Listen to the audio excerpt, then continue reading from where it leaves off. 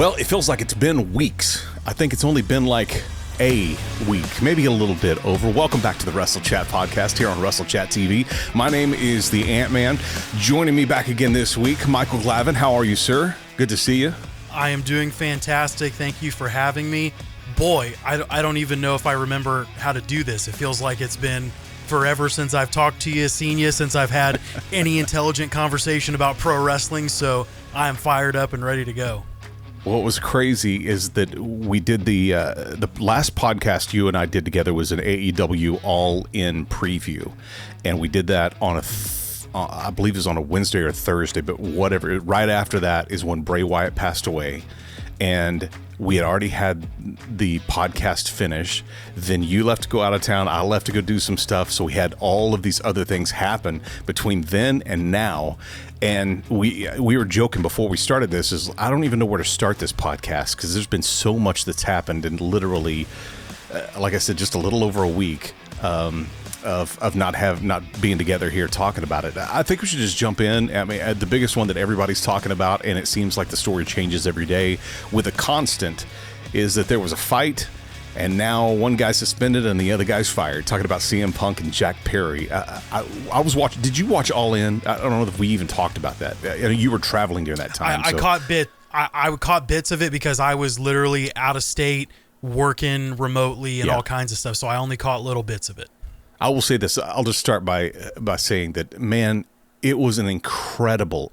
This is the best production AEW has ever put on, and rightfully so. You've got 81,000, 82,000 people that paid, over 90,000 people inside Wembley Stadium. Of course, it's the one that you should be doing the most excellent production on. And they did. They stepped up and did a fantastic job from the 0 hour at the very beginning, with the very first match being MJF and Adam Cole wrestling for the Ring of Honor World title, tag team titles against Aussie Open, winning that, which is really, really cool. And see those guys do that. And that story that played along until the very end of the show. But everything that happened after that. So that was the very first match. There were only two matches, I believe, on the 0 hour. The next one was Jack Perry, and he was taking on Hook. And, of course, Jack Perry rolls in limo. And then when they battled up to that limo again, he slaps the windshield of the car and says, "Real glass, cry me a river," evidently implying an internet rumor of he and CM Punk getting into it about Jack wanting to use real glass in some angle.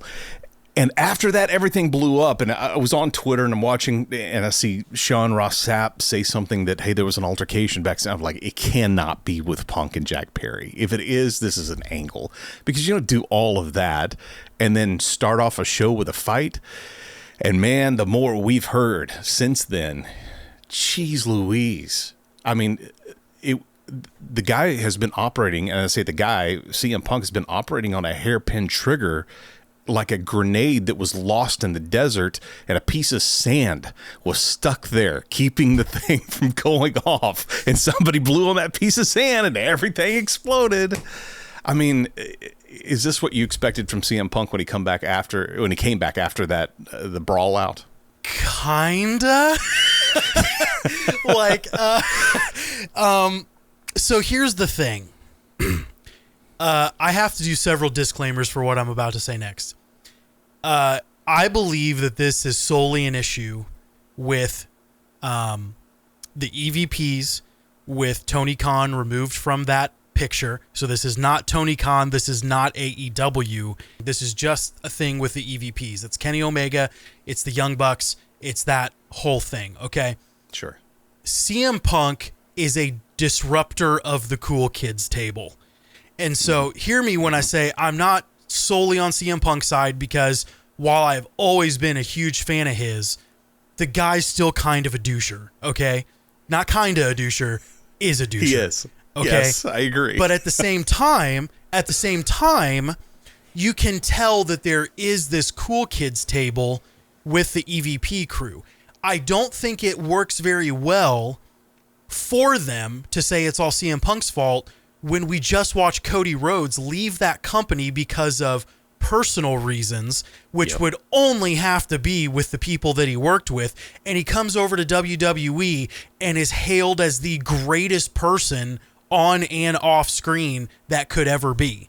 And so it's this very gray, convoluted situation. Do I think that several things happen to piss Punk off to get him to pull that hairpin trigger to get him gone? Yes. Do I think that he's innocent in the matter? No. Do I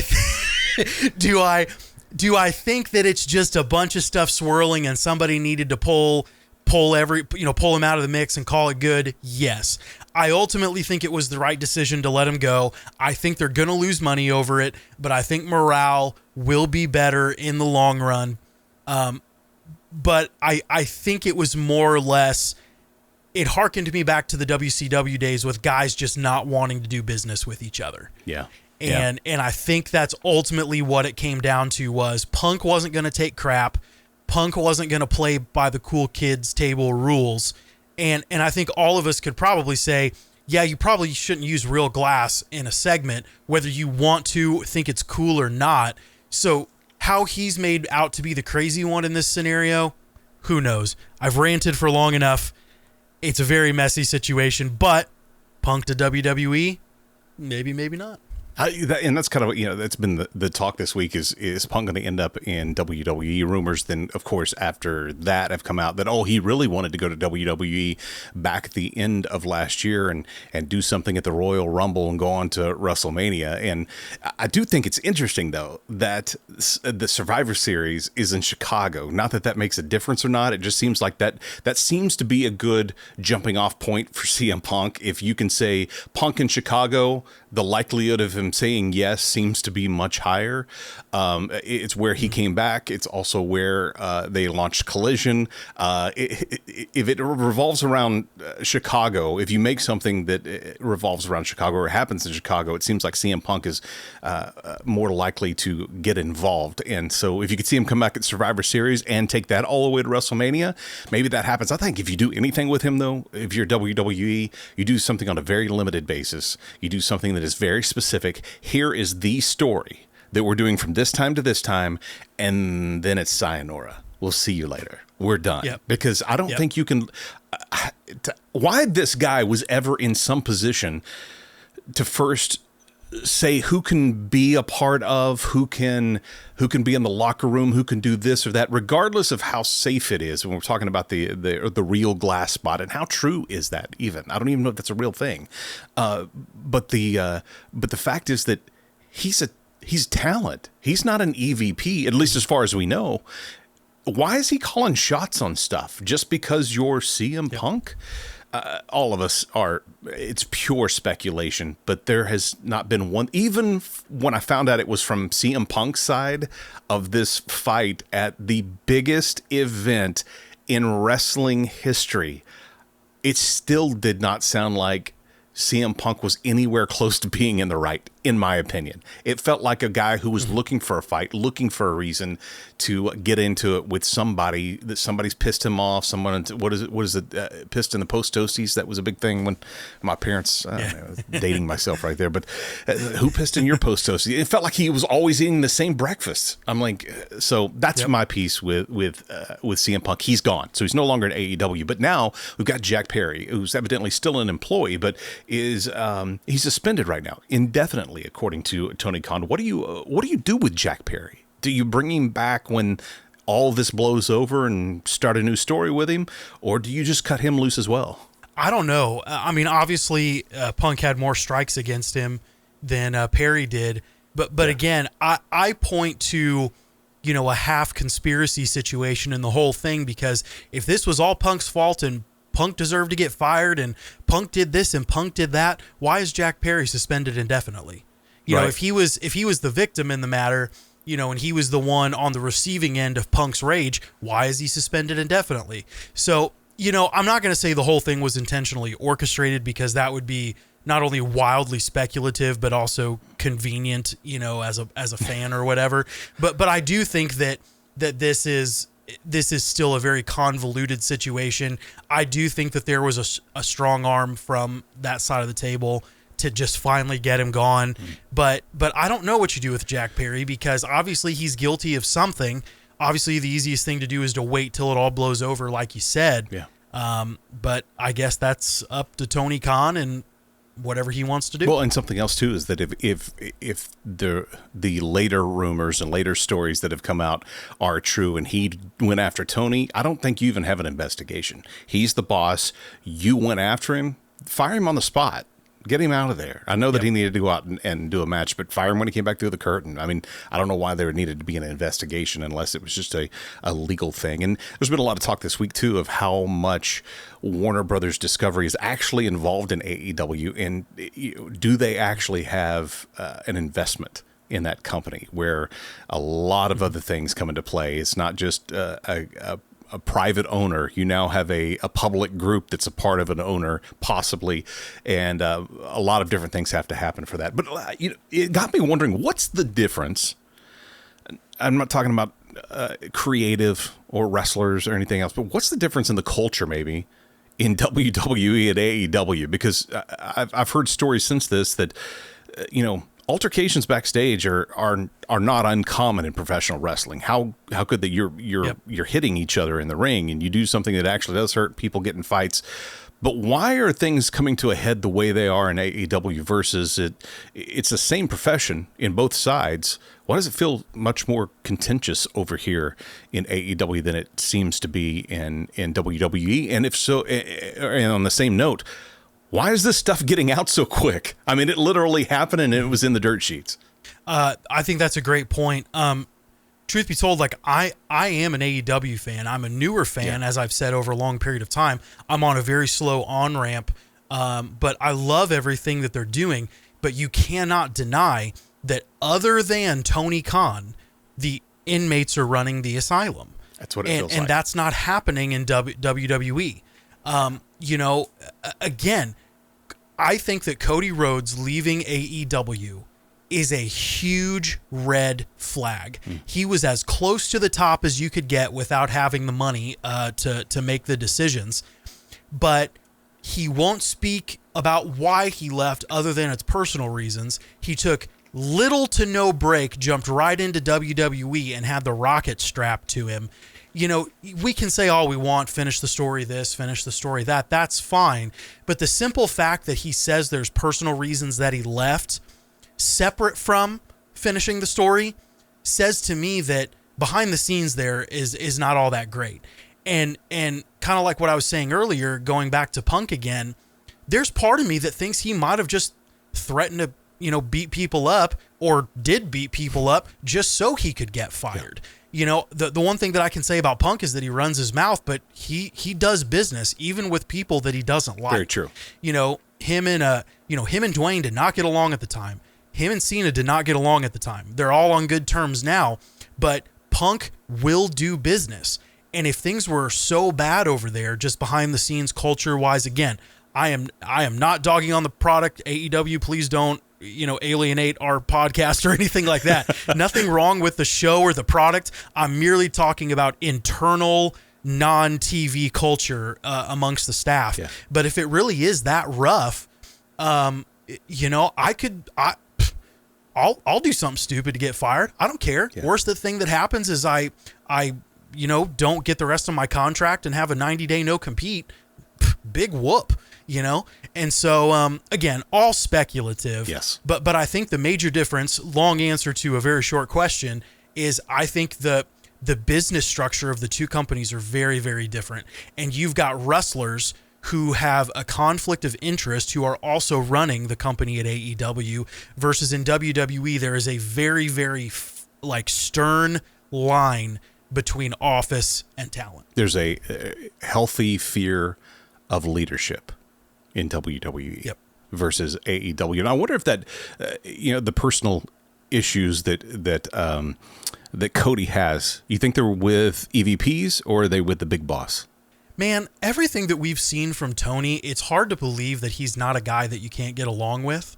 And so I really do just think that I think when you're a wrestler and you're, an executive vice president, I think it can make you very difficult to work with, because I don't think you can see I think what you see is so short-sighted because you factor yourself into every equation. And is that an unfair thing for me to say against those guys? Yeah, probably, because I don't know them. But there's enough evidence swirling between guys who are otherwise reputable in their business dealings versus, you've got people that like Cody and Punk who have done business everywhere. And you've got this other group of guys that have done business everywhere except where people would say it matters. Yeah. And so there's something to be said there about how all that shakes out. Let's stay on the AEW vein. Pretty cool having Bryan Danielson back after that broken arm. He was in a strap match with Ricky Starks at All Out. Not All In was in Wembley. All Out was the one back-to-back weekends. But cool to have him back. But also hearing that he just kind of slid in the spot of being that influence backstage after CM Punk is gone at Collision, and it really has opened up the door for anybody to come wrestle on Collision, and no longer any kind of divide in the locker room. It's something else. Tony said that if something happened to him, he was hit by a bus, this is the guy that I would tell my dad he should hand the reins to. That's a pretty big endorsement, saying the guy could run the company. That's a huge statement from what the old authority angle would say, as Bryan Danielson being a B+ player. Yes. And so that's that is a glowing endorsement from I mean, think about the last time we've heard anything like that anywhere in this business. You really haven't. Yeah. And so quite the good thing, but I'm excited for him because that's a good place for him to be in, to kind of oversee a show like that, to be that locker room leader. I think it's a great place for him to be. And he's still, despite being counted out from, a retirement or injury or whatever, I mean, it's like he's still in his prime. Oh, I mean, man. he's just doing incredible stuff. And seems he doesn't have a hair trigger, much like his predecessor. So I think he may not. When he gets stressed, he just goes to garden. Yeah, exactly. He does. Exactly. Speaking of somebody coming back, you want to talk about something good coming out of a writer's strike, and that is Cena back into WWE. I know this week he was in India over there doing a hit for WWE there, but even at Payback, he ended up finding out just before he walked out on SmackDown last week that he was going to be the host of Payback, and then end up being the backstage reporter, ended up being a ref in a match. It was just several things in this that worked out to be pretty cool having Cena back, and I like him in that role where he can kind of just come in, do his thing, be entertaining, sneak back out, come back in, be a little entertaining, sneak back out. And I didn't put this in our notes, but man, you got to hand it to The Miz. He had a match with him on Monday night. Nobody saw Cena. I mean, because you can't see Cena, but to actually have the match that Miz did with an invisible person could go down as a ribbon winner for match of the year. Not be in contention, just win one in honorary mention. I'll tell you what. I think it was a few weeks ago that I went on a long rant about The Miz and how underrated he is.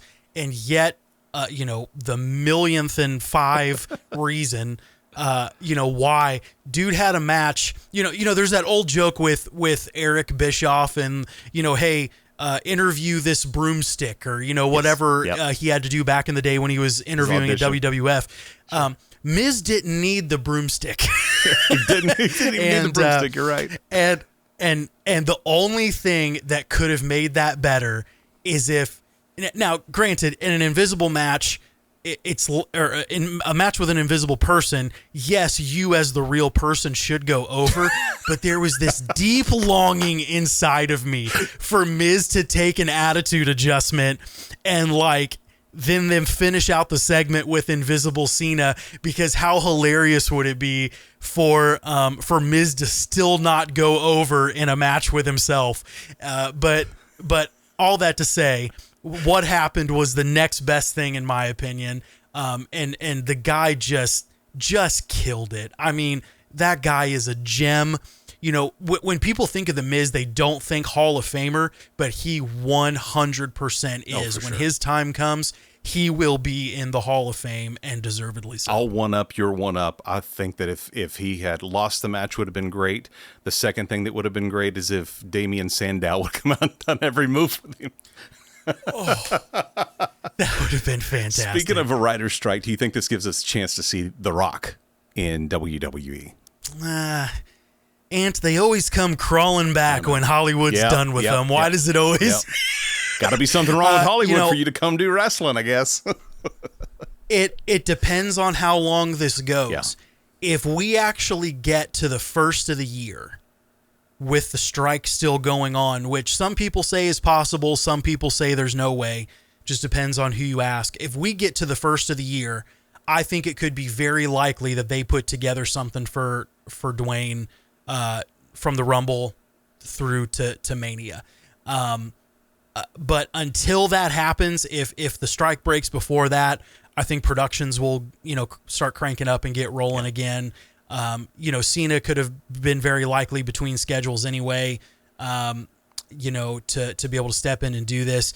I'm not complaining about Cena because he's still popped in and out here and there. We haven't seen Dwayne. And so I think the last time we saw Dwayne was in Dallas at like WrestleMania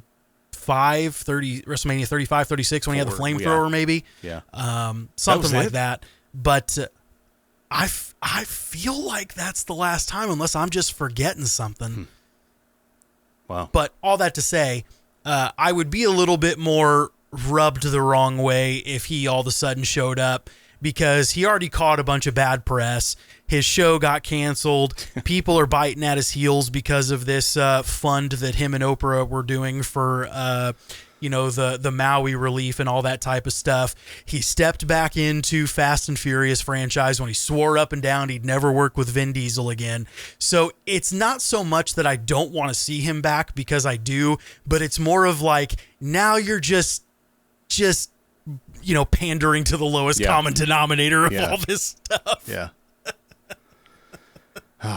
Don't get me started on the Fast and Furious and Oprah stuff. Either one of those. We'll stay to wrestling. How about that? Sounds good. Actually, on that note, what we should do is talk about the Man-Child Chronicles. What's going on with you and the guys on the show over there this week? That seems like a good segue from Oprah and all of that. It's a great week on the Man-Child Chronicles. Like a really, really fun episode.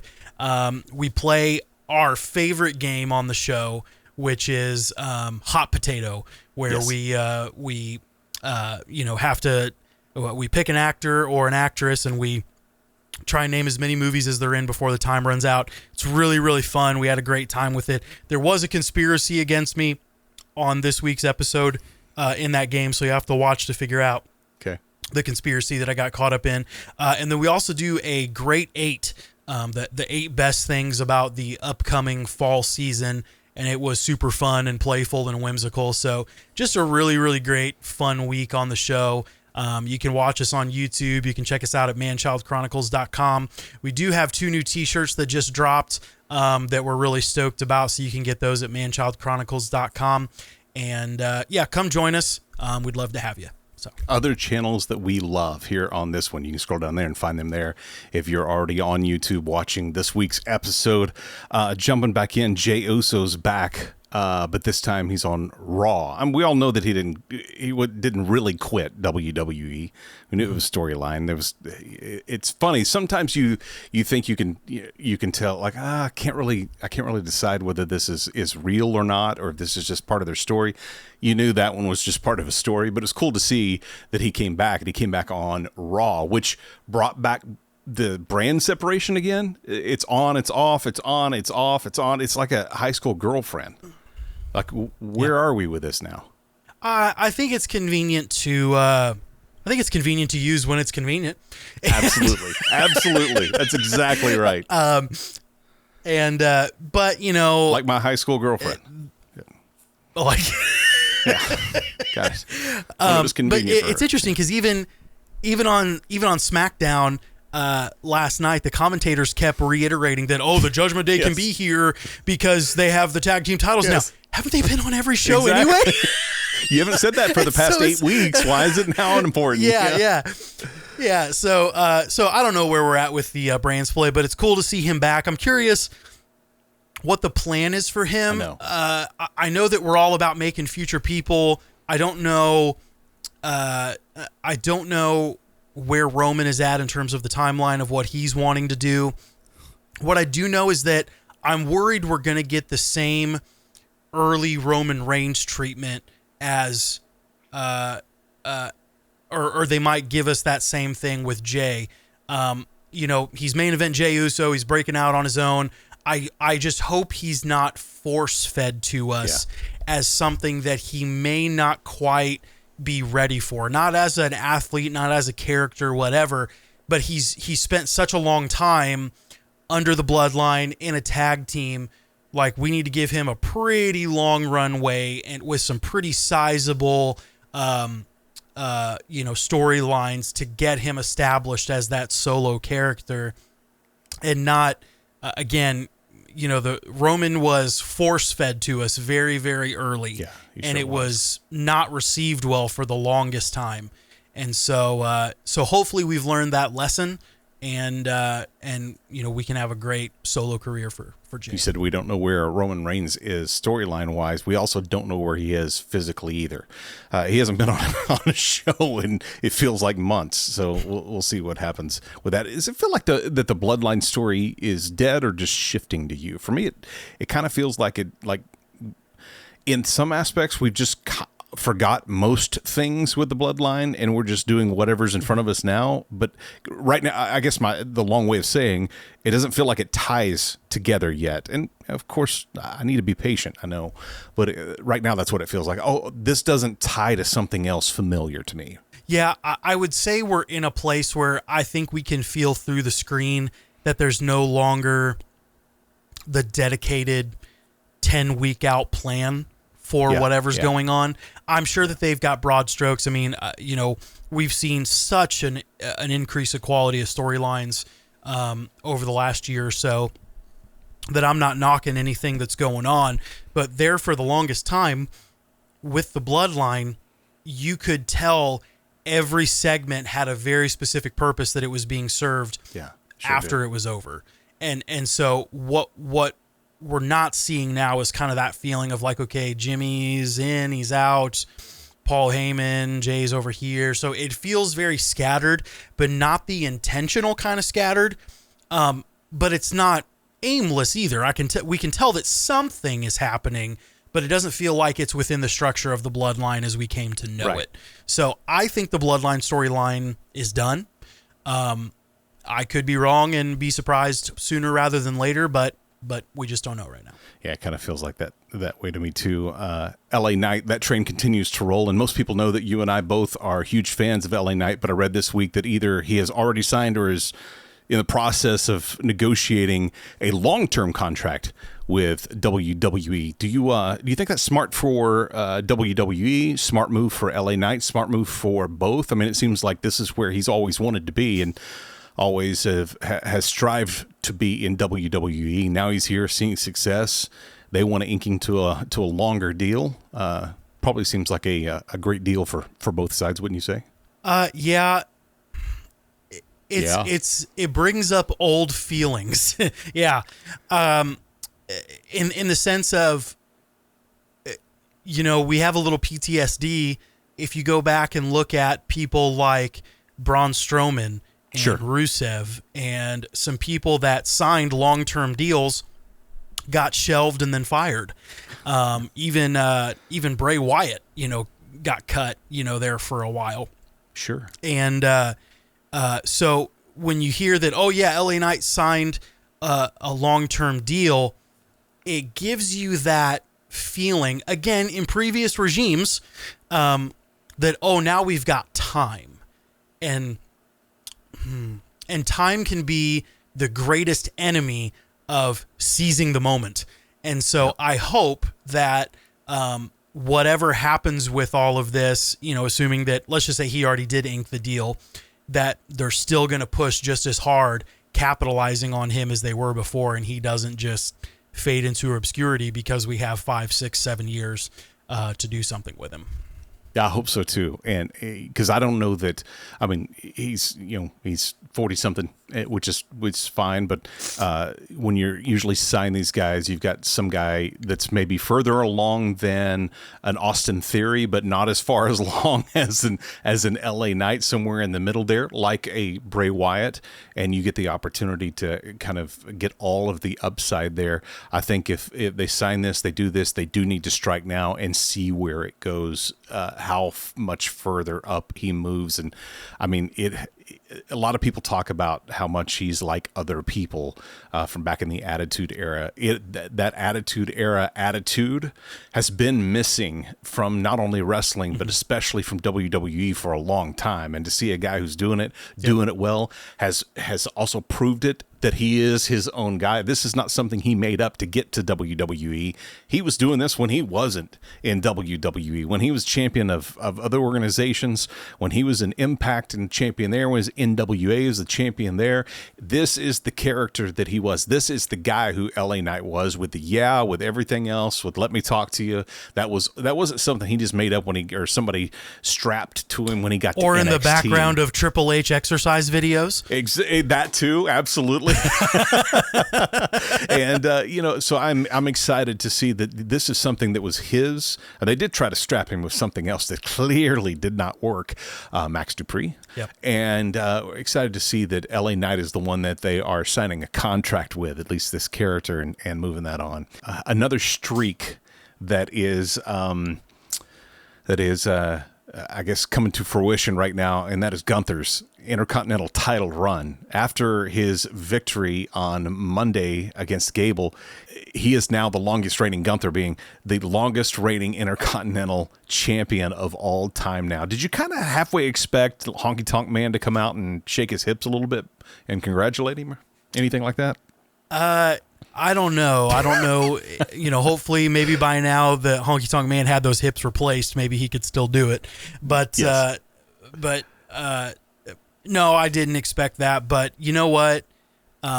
Super, of all the people you could do it with, and there is other people you could do it with, I'm glad that they did it with this guy. He is just the best kind of old school guy that exists in a modern day roster. And man, this guy, he just deserves it. Works hard. Yeah. And if nothing else, then the way, just to be very vain about it, even the way that he's trained and transformed his body since he got into NXT or the NXT UK stuff, that guy has literally worked his butt off. and just good for him. And man, he is just such a talent. Anytime he comes on screen, he is so captivating. I can't think of anybody better right now to do that with than him. And my goodness, what an achievement. When you talk about, I mean, people maybe younger fans will sleep on the Intercontinental title because while it's had moments in the modern era of really good relevancy, it's still not like it was in the 80s, 90s, whatever, back when. I mean, when you were, coming up as Triple H or The Rock or whoever, the Intercontinental title was the sign that you were going somewhere. It wasn't that you ever got a straight shot to the world title like is possible, nowadays just by setting up a storyline. All roads to success went through the Intercontinental Championship. And always. It is, other than the world title, it is just the prestigious title that you need to get in your career. And so for somebody like Gunther to grab it, be such a professional and a force to be reckoned with, man, so excited that they let him do the lowest and that he's carried it this far. What was his name before Gunther? Was Walter? Yes. Yeah, yep. I'm in the Walter stage of my my current physique. I'm looking forward to getting to my Gunther physique at some point here. But you're right. He's the epitome of. I think there are guys, leaders in NXT, other Shawn Michaels and the names but others that you don't know that go, if you'll do this, this, and this, it'll help set you up for success. And many of those guys go, Okay, cool. And they move on, and they don't ever take that advice, and they don't apply it. Walter/Gunther definitely did, and when he did, they went, okay, you listened. I mean, you are a badass. Let's see if you can't make this title mean something again. He has, but more importantly, both for he and for Roman Reigns, now what? Where does it end? How far do you let this go? I mean, I know that Roman still has much further to go to break the all-time streak, but now that Gunther has, how much further does he keep that? And what's the story of that going away from him, which I think is probably more important, or just as important as him breaking the streak? Yep, absolutely. My hope, something that I don't feel like WWE has, like areas of storylines that they haven't explored, is like, man, I would love to see, Gunther come out one day and in his awesome accent be like, you know what? I've beaten everybody on this show. I'm going to the other show and see who can stack up, and just bring a sense of reality into it. Like, hey, if we're pretending, that on this particular month that the brand split is in effect, then, allow people to switch shows solely on the fact that there's no challengers left. That would just be such a cool element to add, but it's a great point. How something comes to an end is just as important as the milestones you hit while you're doing it. So it'll be fun now that we can kind of take this brief moment of exhale to say, okay, he made it. He cleared the all-time streak. Now who's going to step up and try and take this thing from him? You know what? I think that's all the time we have for this week. Almost an hour catching up here on the WrestleChat Podcast. If you've enjoyed this, we'd appreciate if you give us a thumbs up, subscribe to this channel, tell a friend about it.